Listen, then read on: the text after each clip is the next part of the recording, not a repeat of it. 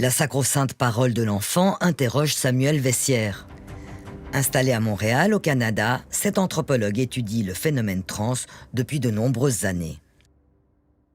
On saurait que nous sommes une personne de l'autre sexe enfermée dans le mauvais corps. Et là, si vous voulez, il y a quand même quelque chose sur le plan ontologique qui est très très flou, qui est très très bizarre. L'identité n'est pas une entité qui est objectivement diagnosticable, comme une tumeur, par exemple.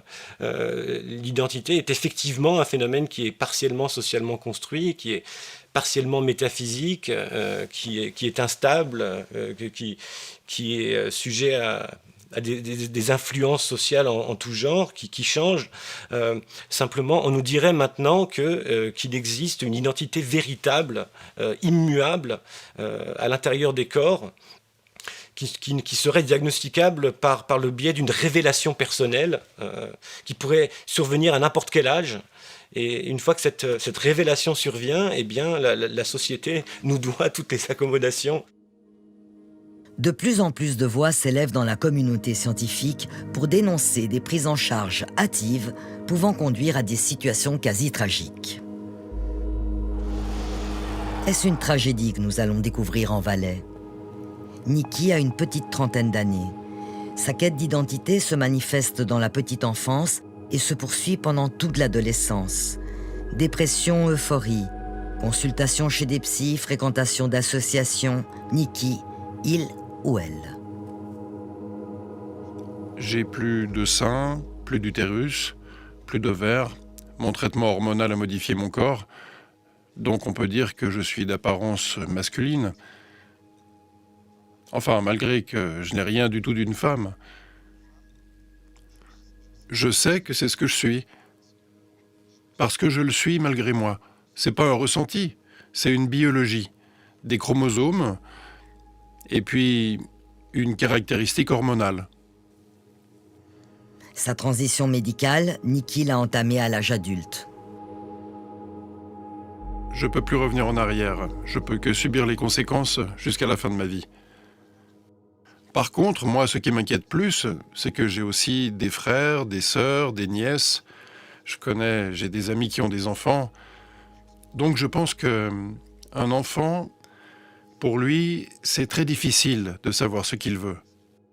Un ressenti ne doit pas être traduit dans la réalité, parce que c'est trop dangereux. Des erreurs d'aiguillage aussi dramatiques sont rares, mais elles existent et se manifestent. Et l'inquiétude grandit.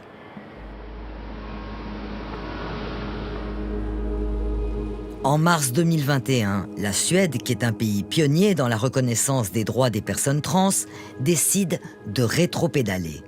L'hôpital Karolinska, référence dans la prise en charge des mineurs trans, renonce à administrer des hormones. Trop de risques d'effets secondaires et trop de risques que la transidentité ne masque en fait d'autres troubles. Et puis la courbe des consultations est si exponentielle qu'une partie de l'équipe médicale s'en inquiète. En écho aux scientifiques, des parents s'organisent un peu partout en associations, portés par les témoignages encore timides, mais toujours plus nombreux, de jeunes qui décident de détransitionner, comme ici une jeune Québécoise. Mais ouais, c'est ça, on est là pour faire un petit update aujourd'hui. Donc, ceux qui sont déjà amis Facebook avec nous ou qui nous suivent sur Instagram, vous savez probablement déjà la nouvelle. Moi, personnellement, vous avez peut-être remarqué que ces derniers temps, je suis plus féminine, que je porte souvent des vêtements typiquement filles, que je porte plus de binder. Donc, vous avez sûrement remarqué ça, puis peut-être que vous vous posez des questions. Donc, dans le fond, c'est parce que je me suis trompée. Donc, je suis pas un garçon, je suis une fille. À 100%. Depuis 3 ans en Suisse, des parents inquiets sont regroupés au sein de l'AMQG, l'association pour une approche mesurée des questionnements de genre chez les jeunes. David en fait partie. Et c'est un véritable bras de fer qui l'oppose aujourd'hui aux autorités scolaires du canton de Vaud. David est séparé de sa femme, la communication parentale est difficile. Dans ce contexte, sa fille, qui souffre d'une paralysie partielle, subit à 12 ans une opération de son pied. Elle en attend beaucoup, ça ne donne pas grand-chose. L'ado développe alors une phobie scolaire pendant de longues semaines. Et elle a finalement daigné vouloir revenir à l'école. Et puis là, d'un coup, la maman vient avec une demande c'est là où la démarche a débuté, en fait, en disant elle veut bien revenir à l'école, mais il faut l'appeler il, et puis il faut lui dire. Ça a été tout de suite dans une direction très affirmée, en fait. Moi, j'ai essayé de freiner en disant non, mais attendez, il y a quelque chose qui joue pas. On vient de A à B en l'espace de 2 secondes avec une demande qui déjà, moi, j'en fais pas partie du tout. Et je pense qu'il y a un problème qui est beaucoup plus complexe. Et puis, il faut aller chercher plus loin que juste dans cette demande de changement de genre, parce que c'est quelque chose de très fort quand même. Il y a un questionnement de savoir aussi d'où ça vient finalement. Parce que pourquoi est-ce qu'on passe d'un coup finalement de quelque chose d'aussi tranché, avec une demande aussi forte, quand on n'en a pas discuté avant. Par la suite, j'ai venu quelques fois à la maison, on a pu en discuter entre 4 yeux. C'est là où j'ai appris qu'elle avait fait des connaissances pendant son refus scolaire sur Internet, sur les réseaux, avec des différentes personnes trans. Donc je pense que ça a eu un impact assez fort aussi. Je comprends qu'il y a une perte de repères, ça c'est clair, et puis une demande de pouvoir exister. Au nom de la lutte contre l'homophobie et la transphobie, le canton de Vaud adopte en décembre 2021 une directive sur l'accompagnement en milieu scolaire des élèves trans. L'intérêt supérieur de l'enfant, en particulier son droit à l'autodétermination, prime pour toutes les décisions l'intéressant. Toute personne a ainsi le droit de se voir reconnaître sous son identité de genre, y compris vis-à-vis de ses parents, dans le cadre scolaire et de toute institution. C'est une première en Suisse, Genève suivra. Cette directive est élaborée et appliquée en partenariat avec Agnodis, une fondation qui a pignon sur rue et s'occupe notamment de l'accompagnement et du soutien aux jeunes trans. Parmi les mesures phares de la directive, il y a l'obligation pour l'école d'utiliser les noms et pronoms choisis par l'élève.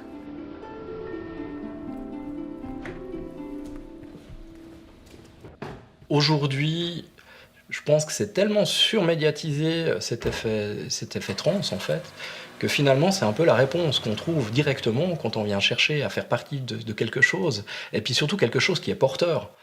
Parce que ce qui s'est passé, c'est que du moment qu'elle est arrivée dans cette démarche-là, on voit, tout de suite, elle est mise sur un piédestal. Donc tout de suite, elle dit « Ah, mais oui, mais tu as le droit de pouvoir t'affirmer en tant que ce que tu veux être. » Donc il n'y a plus du tout le même regard des gens autour d'elle. Tous les professeurs viennent l'entourer, il y a toutes des démarches qui viennent la porter là-dedans. Sitôt la directive promulguée, sa fille fait une demande de changement d'identité par écrit. Son père s'y oppose. Malheureusement, vous ne faites pas le poids. Du moment qu'on outrepasse l'autorité parentale, ça pour moi c'est quand même quelque chose de très fort. Finalement, quel rôle on a en tant que parent? Du moment qu'on nous enlève la possibilité de pouvoir accompagner son enfant comme on le ressent du plus profond de ce qu'on est, ça c'est compliqué. On vient tellement aujourd'hui dans cette transaffirmation de définir que du moment qu'un enfant se cherche, il est possiblement en dysphorie de genre, et s'il est en dysphorie de genre, automatiquement dans les autorisations rapides. Donc ça laisse, comme je disais avant, ça laisse pas la place à une ouverture, et c'est ça qui me dérange plus en fait.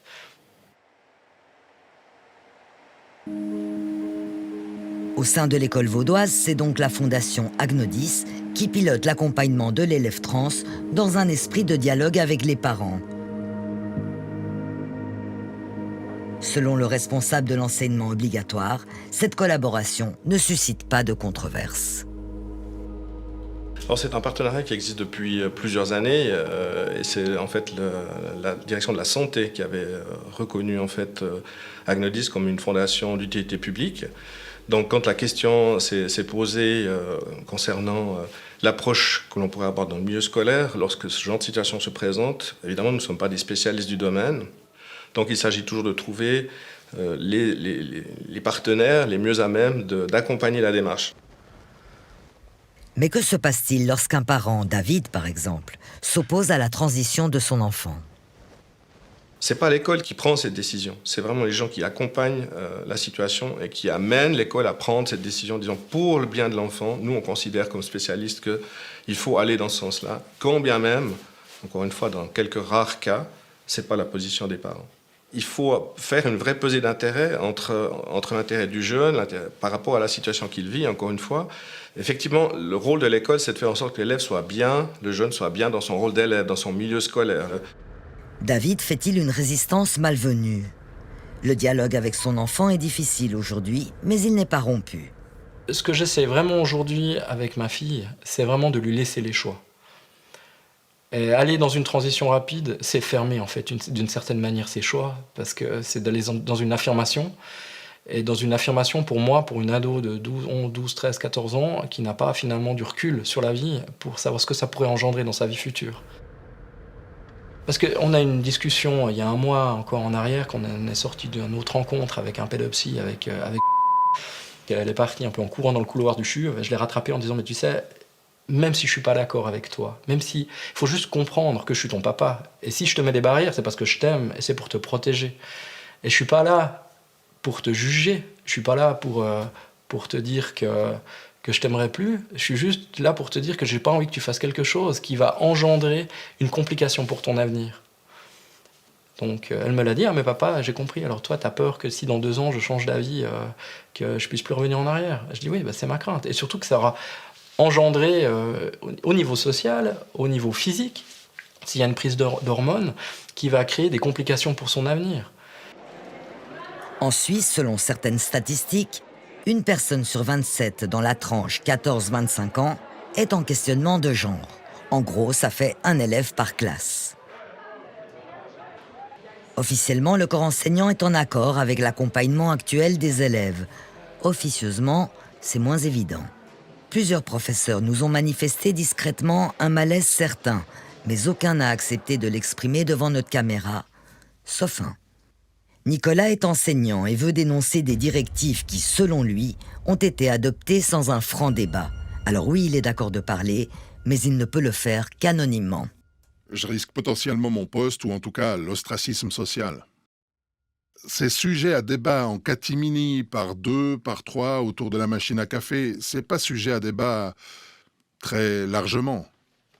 Dans la classe de Nicolas, un garçon a manifesté il y a quelque temps son désir d'être genré au féminin. Ses parents s'y opposent.